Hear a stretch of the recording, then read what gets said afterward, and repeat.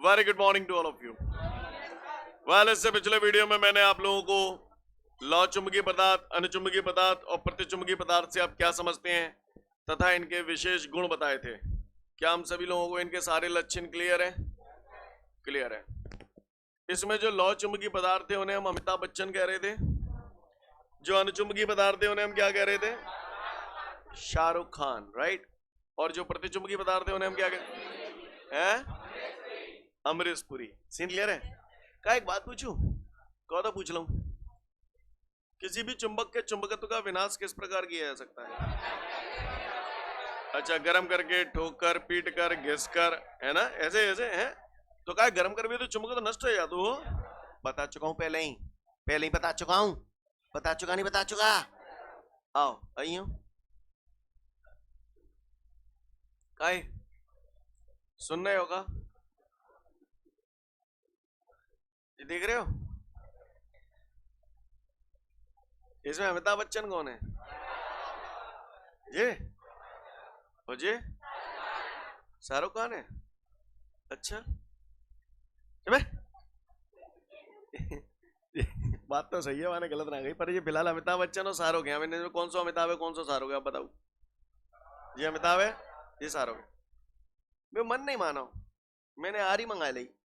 कहा मंगा ली? आरी। और आरी थे जो अमिताभ बच्चन की टांगन ने कच कच कच कच कच कच कच कच कच कच काटा चला होगा। और जैसे ही काटा चला होगा एक स्थिति ऐसी आ गई कि अमिताभ बच्चन की लंबाई शाहरुख खान की लंबाई के बराबर हो जाएगी। सही बोल रहा हूं? हमने लौह चुंबकीय पदार्थ, प्रतिचुंबकीय पदार्थ, अनुचुंबकीय पदार्थ पढ़े थे। लौह चुंबकीय पदार्थ और कौन से पदार्थ के गुण मिलते जुलते थे? मालूम है सभी को? लौह चुंबकीय पदार्थों में चुंबकत्व ज्यादा था, अनुचुंबकीय पदार्थों में चुंबकत्व कम था। अगर मैं लौह चुंबकीय पदार्थों का ताप धीरे धीरे बढ़ाता जाऊं तो उनका चुंबकत्व कम होता जाएगा। और एक स्थिति ऐसी आएगी जब लौह चुंबकीय पदार्थों का चुंबकत्व अनुचुंबकीय पदार्थों के चुंबकत्व के बराबर हो जाएगा। या ऐसे बोल सकता हूं, एक ऐसी स्थिति आएगी जब लौह चुंबकीय पदार्थ का व्यवहार अनुचुंबकीय पदार्थ की तरह करने लगेगा। वो मैं जो बोल रहा हूं आपको समझ में आ रहा है ना? तो ऐसा जिस ताप पर होगा उस ताप को हम लोग बोलते हैं क्यूरी ताप। क्या बोलते हैं? वह ताप जिस पर लौह चुंबकीय पदार्थ अनुचुंबकीय पदार्थ में बदल जाता है क्यूरी ताप कहलाता है। जो भाषा बोली समझ में आई? सीन क्लियर है? मेरी बात वही लोग समझ पा रहे होंगे जो लोग कल आए थे। क्लियर है? तो वह ताप जिस पर लौह चुंबकीय पदार्थ अनुचुंबकीय पदार्थ में बदल जाता है क्यूरी ताप कहलाता है। क्लियर? अलग अलग पदार्थों के लिए क्यूरी ताप अलग अलग होता है। पूरी बड़ी अच्छी खासी लिस्ट है, सभी का याद कर पाना हमारे लिए पॉसिबल नहीं होता। कुछ एक इंपॉर्टेंट है जो मैं आपको बता रहा हूं, याद रखें, अच्छी बात है। क्लियर? आयरन, आयरन बोले तो लोहा, लोहे के लिए क्यूरी ताप होता है 770 डिग्री सेल्सियस। कोबाल्ट, कोबाल्ट के लिए क्यूरी ताप होता है 1120 डिग्री सेल्सियस। निकिल, निकिल के लिए क्यूरी ताप होता है 369 डिग्री सेल्सियस। ये कुछ एक इंपॉर्टेंट है जो ओटी वगैरह में पूछ लेता है, याद रखेंगे, अच्छी बात है। क्लियर है? बात समझ में आ रही है? बाकी मुझे ज्यादा उम्मीद नहीं है, लेकिन अगर किसी ने पूछा क्यूरी ताप, क्यूरी तो इतना ना मालूम है, वैज्ञानिक का नाम है मैडम क्यूरी, बोलो भैया, है ना? तो किसी ने पूछ लिया क्यूरी ताप क्या होता है तो क्या बोलोगे उसको? वह ताप जिस पर लौह चुंबकीय पदार्थ अनुचुंबकीय पदार्थ की भांति व्यवहार करने लगता है क्यूरी ताप कहलाता है। क्लियर है? वह ताप जिस पर लौह चुंबकीय पदार्थ अनुचुंबकीय पदार्थ की भांति व्यवहार करने लगता है क्यूरी ताप कहलाता है। ये ताप अलग अलग पदार्थों के लिए, इतना पढ़ लो फिर आगे बढ़ेंगे।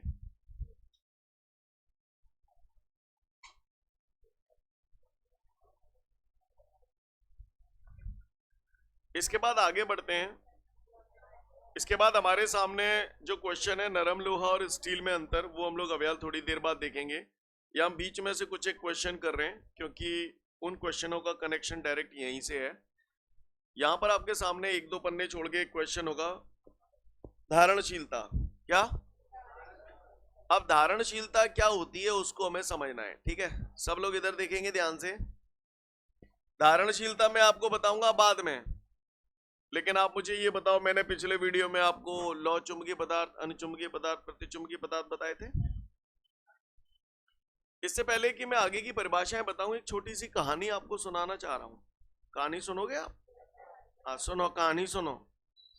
क्या गर्मी की छुट्टी होते हैं तो मामन के जात हो गए, नानी के यहाँ जात हो गए, बड़ा अच्छा लगा तो है?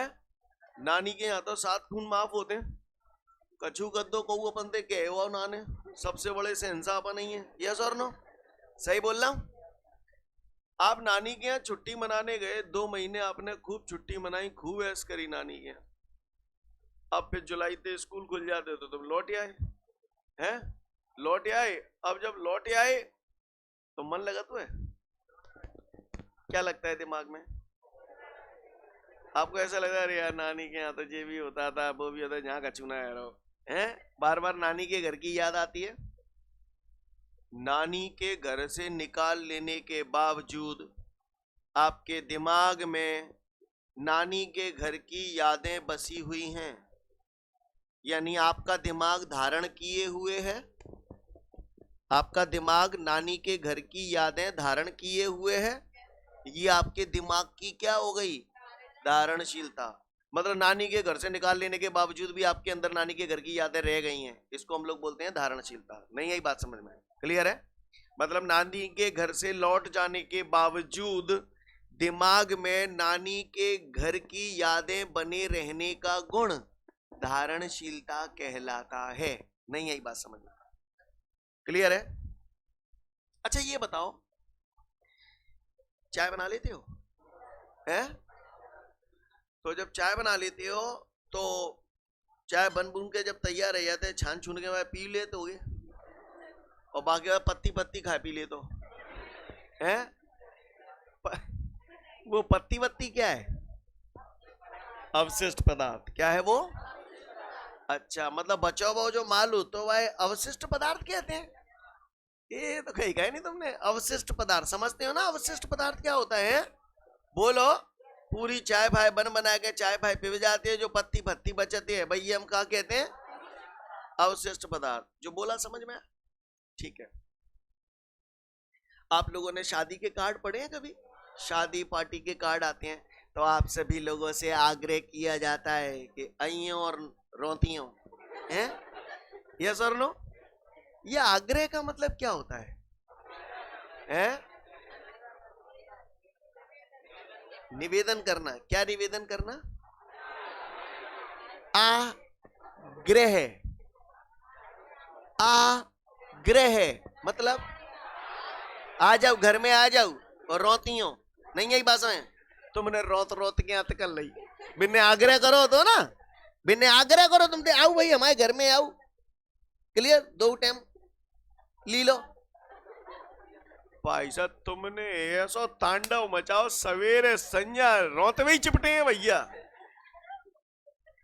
आओ घर धनी देख रहा हो भाई साहब, जो तो 2 दिन आएगे 4 दिन आएगे। अच्छा मैंने आग्रह करो हैं? अब वो क्या करेगा? निग्रह। निग्रह मतलब, हाँ निग्रह मतलब घर से निकल जाओ। निग्रह का मतलब ही होता है चल चल चल जनते चल। नहीं है बात समझ में? यस और नो? जो बोला समझ में आया? तो गौर से सुनिएगा। अब थोड़ा सा हम लोग आते हैं जो मैंने आपको पिछले वीडियो में लौह चुंबकीय पदार्थ अनुचुंबकीय पदार्थ बताए थे। गौर से देखिएगा। ये बाहरी चुंबकीय क्षेत्र है, इसमें मैंने ये लौह चुंबकीय पदार्थ रख दिया। क्लियर? तो लौह चुंबकीय पदार्थ के अंदर बाहरी चुंबकीय क्षेत्र की दिशा में उच्च तीव्रता का चुंबकीय क्षेत्र उत्पन्न हो जाता था। बोलो भैया, इतना तो आपको पता है। ये जो बाहरी चुंबकीय क्षेत्र है ना, ये नानी का घर है, और ये जो लौह चुंबकीय पदार्थ है वो आप हो, और ये जो ऐसे हो रहे हैं ना चुंबक छोटे छोटे, ये यादें हैं। क्लियर? अब मैंने आपको नानी के घर से निकाल लिया, यानी मैंने इस लौह चुंबकीय पदार्थ को बाहरी चुंबकीय क्षेत्र से बाहर निकाल लिया। जब मैं इसे बाहर निकालता हूं तो जब चुंबकीय क्षेत्र में रखा तो इसके अंदर चुंबकत्व के लक्षण आ गए, बाहर निकाला तो इसके चुंबकत्व के लक्षण नष्ट होंगे। तो पूरे तरीके से नष्ट नहीं होते, थोड़ा बहुत चुंबकत्व रह जाता है। तो ये इसकी क्या कहलाता है? धारणशीलता। लौह चुंबकीय पदार्थ को बाहरी चुंबकीय क्षेत्र से निकाल लेने के बावजूद इसके अंदर चुंबकत्व बने रहने का गुण इसकी धारणशीलता कहलाता है। क्लियर है?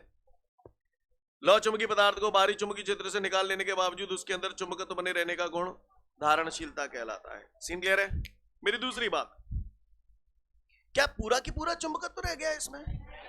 पूरा ना रहो, नेक सौ रहेगा वह, तो इस बचे हुए चुंबकत्व को बोलते हैं अवशिष्ट चुंबकत्व। अवशिष्ट चुंबकत्व नहीं, यही बात समझ। यानी लौह चुंबकीय पदार्थ को बाहरी चुंबकीय क्षेत्र से निकाल लेने के बाद उसके अंदर जो चुंबकत्व शेष रह जाता है उसे अवशिष्ट चुंबकत्व कहते हैं। नहीं, यही बात समझ में? चाय बनाने के बाद, चाय छानने के बाद जो पदार्थ शेष रह जाता है उसे अवशिष्ट पदार्थ कहते हैं। नहीं, यही बात समझ में? नहीं, यही बात समझ में? लौह चुंबकीय पदार्थ को बाहरी चुंबकीय क्षेत्र से निकाल लेने के बाद उसके अंदर जो चुंबकत्व शेष रह जाता है उसे अवशिष्ट चुंबकत्व कहते हैं और इस गुण को धारणशीलता कहते हैं। नहीं, यही बात समझ में? कितने क्लियर है? दो परिभाषाएं आपकी क्लियर हो चुकी हैं, एक धारणशीलता और दूसरा अवशिष्ट चुंबकत्व। क्लियर है? पहले इतना पढ़ो फिर आगे की बात करूंगा।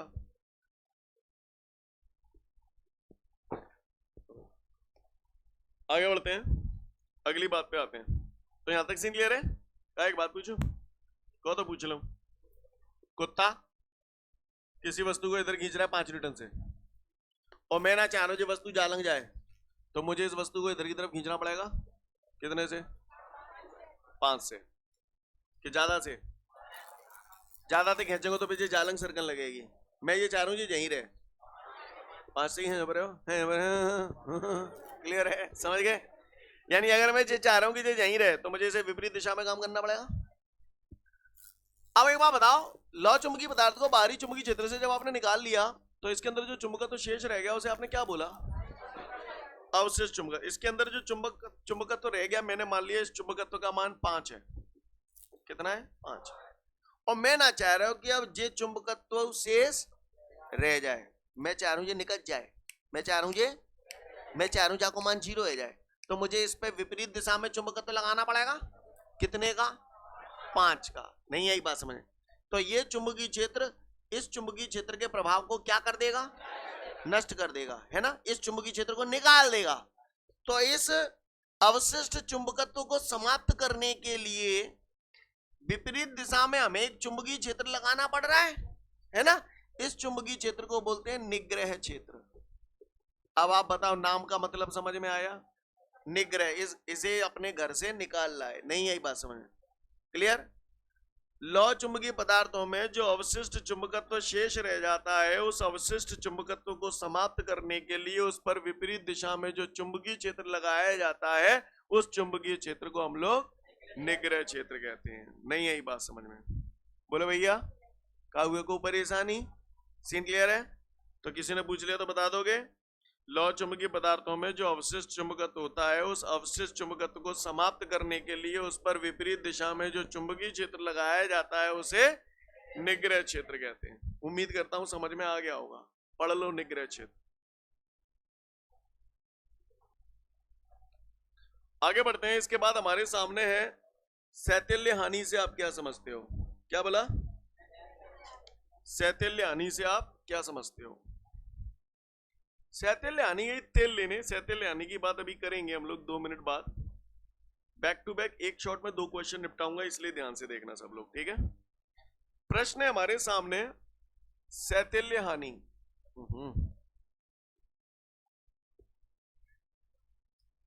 शैथिल्य हानि, इसको समझने की कोशिश करते हैं।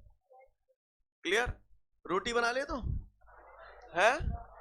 बोले भैया नाने लील ले दो बस, ठीक है? बना लेते हो? कितने लोग बना लेते हैं? रोटी बना लेते हैं? तो बताओ, रोटी मिली मिलाई तैयार धरी है, अब क्या करूं? सीधी गैस पे रखता हूं, तवे पे डालूं, तब वो गर्म नहीं करूं? तो बोलो ना यार भाई, तुमने किसी तवे पे डाल दो। क्लियर है? पहले तवा गर्म करना पड़ेगा। गर्म तवा पे रहेगी कि पहले ठंडे तवा पे डाल दो फिर दो? गरम पे? अच्छा, पूरी रोटी बन जाते हैं, पूरी रोटी सीख गई। क्लियर? ले गैस ही चालू करते रह जाओ। क्लियर? अब मेरी बात ध्यान से, जब पूरी रोटी बन गई फिर तवा ठंडो करने के लिए दे दे। तो सही बोल रहा हूं, है ना? तो तवा ठंडो करने के लिए क्या करता हूं? पानी डाल देते हैं या नल के नीचे धर देते हैं, ऐसे तो करते हैं। तो क्या ऐसा ना लग रहा हो? पहले तवा है गरम करो, बा टाइम पे रोटी तो डरी ना ने, पूरी ऊर्जा बेकार जा रही है। और पूरी रोटी बन गई, बाकी बाद भाई सिराऊ, सिराऊ मतलब ठंडो करो। बोलो सिरावे का मतलब नदी में मत डारिया हुआ है। क्लियर है भाई? ठंडो करो, ठंडो करो, तो भी ऊर्जा की हानि हो रही है। अगर भाई साहब मेरे पास गैस और तवा हो तो, अगर मेरे पास गैस और तवा हो तो जो झट से गरम और झट से ठंडा हो जाता, तो ऐसी स्थिति में गैस बच जाती, कम लगती, ऊर्जा हानि कम है जाती। सही कही ना मैंने सही कही ना? है, अगर मेरे पास गैस और तवा है जाए जो झट से गरम और झट से ठंडा हो जाए, तो ऐसी स्थिति में जो गैस की हानि होगी वो कम होगी। जो बोला पल्ले पड़ा, भूल जाओ। क्या भूल जाओ? अब जरा इधर आ जाओ। मैंने सुना है चुंबकत्व का अणु सिद्धांत तुम्हें रटोड़ रहा है, रटोड़ रहा है, शकल दिख रही है, रटोड़ रहा है, रटो। अइयो बताइए, देखे कौन सा बताओ मुंह पे थे काई? स्टील क्या है? लोहा, यानी लौह चुंबकीय पदार्थ। नरम लोहा क्या है? लोहा। दोनों ही लोहा है नहीं है? ये है साडा नरम लोहा और ये है साडी स्टील। क्या है ये? स्टील। सुना है स्टील को आप लोग फौलाद बोलते हो? क्या बोलते हो? हाँ, फौलाद, फौलाद। क्या बोलते हो? फौलाद। कहते हो भैया उसका तो फौलादी शरीर है मतलब मरगिल्ला है, तो ताकतवर, स्ट्रॉन्ग। और नरम तुम जानते ही हो, मरगिल्ला। यस और नो? अच्छा, ये भी लोहा, ये भी लोहा, दोनों ही लोहा, तो दोनों ही लौह चुंबकीय पदार्थ। बोलो भाई। और लौह चुंबकीय पदार्थ है तो छोटे छोटे अणुचुंबकों से मिलकर ना। भाई साहब मैंने वीआईपी अणुचुंबक बनाए थे, लियो। ऐसे दो चार ही होंगे या भर भर के होंगे? इनमें भर भर के होंगे। North south, north south, north south, north south, north south. Clear है? समझ गए? कई जी विपरीत ध्रुव है तो आकर्षण, आकर्षण, आकर्षण, आकर्षण, आकर्षण, आकर्षण, आकर्षण, आकर्षण। क्लियर है? सही सही बोल रहा हूं ना? तो नालायक हो। ये नरम लोहा और ये स्टील। इसको नरम लोहा क्यों बोल रहे हैं और इसको स्टील क्यों बोल रहे हैं? वैसे तो ये बात मैं पहले भी बता चुका हूं, आज फिर बता रहा हूं। दोनों विपरीत ध्रुव आकर्षण बल द्वारा बंधन से बंधे हुए हैं और ये भी दोनों विपरीत ध्रुव आपस में आकर्षण बल द्वारा बंधे हुए हैं। लेकिन चूंकि ये नरम लोहा है, यानी यहां पर इन दोनों ध्रुवों के बीच लगने वाला आकर्षण बल कम होता है और इनमें, हाँ, यानी यहां पर जो दोनों ध्रुव हैं वो कम दृढ़ता पूर्वक बंधे हुए हैं स्टील की तुलना में। हाँ, जो बोला समझ में आया? समझ गए? पक्का? आइए आए आए। क्या बनाया था मैंने जी? क्या बना दिया? चुंबक। क्या बना दिया? हाँ। अब आप बताओ, ये जो दक्षिणी ध्रुव है इनमें से कौन से ने खींचे हो? सोई तो नरम लोहा के उत्तरी ने खींचे हो, सोई स्टील के उत्तरी ध्रुव ने खींचे नहीं खींचे हो। और ये कैसे व्यवस्थित है जाएंगे? सीधी श्रृंखला में व्यवस्थित है जाएंगे, तो जहां में काय के लक्षण आ जाएंगे। तो आप बताओ कौन सा आसानी से सीधी श्रृंखला में व्यवस्थित हो? तो नरम लोहे को ऐसे बोल सकता हूं, नरम लोहे को आसानी से चुंबकित किया जा सकता है और जनते हटा लेंगे तो आसानी से विचुंबकित भी हो जाएगा। क्लियर? स्टील में ये अधिक दृढ़ता पूर्वक बने हैं तो पहली शर्त तो आसानी से खुलेंगे नहीं, न तो ये आसानी से चुंबकित होगा, और खुदा ना खास्ता अगर कहता हूं चुंबकित है तो फिर आसानी से, यानी नरम लोहे को आसानी से चुंबकित और विचुंबकित किया जा सकता है, लेकिन स्टील को आसानी से चुंबकित और विचुंबकित। जो बोला समझ में आया? दूसरी बात, ये तो हो गया कि भैया इसको आसानी से चुंबकित और विचुंबकित किया जा सकता है, इसे आसानी से चुंबकित और विचुंबकित। अब तुम खुद ही कॉमन सेंस लगा लो, खुद ही बता दो। जो स्थायी चुंबक है, जिनका चुंबकत्व लंबे समय तक बना रहता है, उसे काय के बनाऊं? स्टील के। समझ गए? और जो अस्थायी चुंबक होते हैं वो क्यों बना रहा हूं, समझ में आ रहा है? अस्थायी मतलब इनका चुंबकत्व लंबे समय तक नहीं रहेगा, झट से खत्म, झट से आ जाए, तो वो नरम लोहे के बनाए जाएंगे। नहीं, यही बात है। यानी स्थायी चुंबक स्टील के बनाए जाते हैं और अस्थायी चुंबक नरम लोहे के बनाए जाते हैं। जो बोल रहा हूं समझ में आ रहा है? बोले भैया, अच्छी बात है। अब मेरी बात ध्यान से सुनना। ये देखो, आसानी से चुंबकित ये वाला हो जाता है, आसानी से चुंबकित और विचुंबकित, ये आसानी से चुंबकित और विचुंबकित नहीं होता।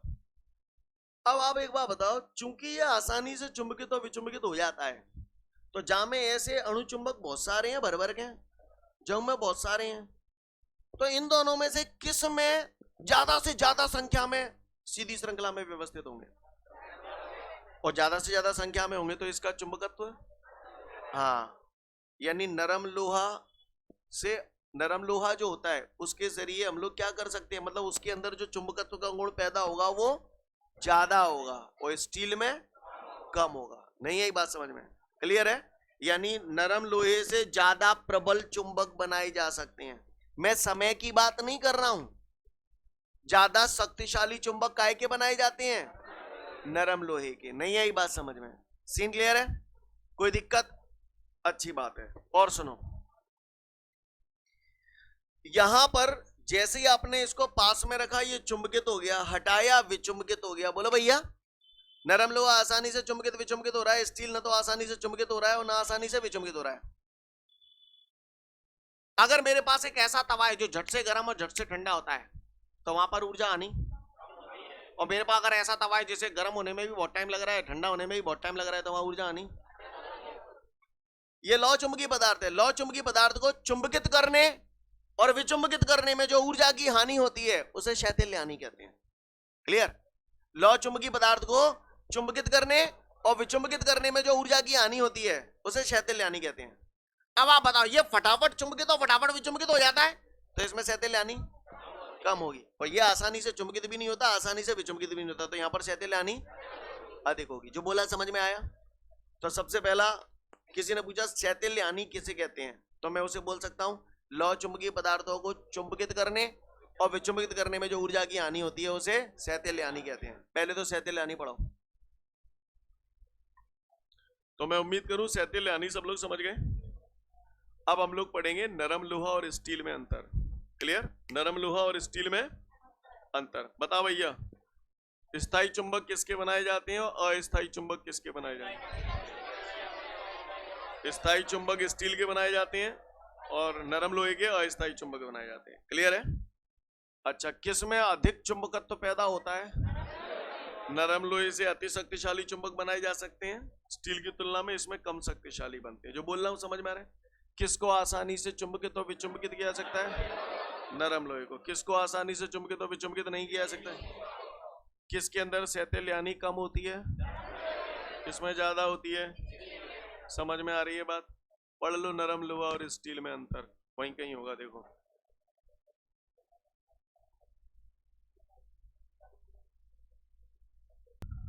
तो यहां तक आप लोग अच्छे से पढ़ के आइएगा। ठीक है, नेक्स्ट वीडियो में फिर मिलेंगे। जय हिंद।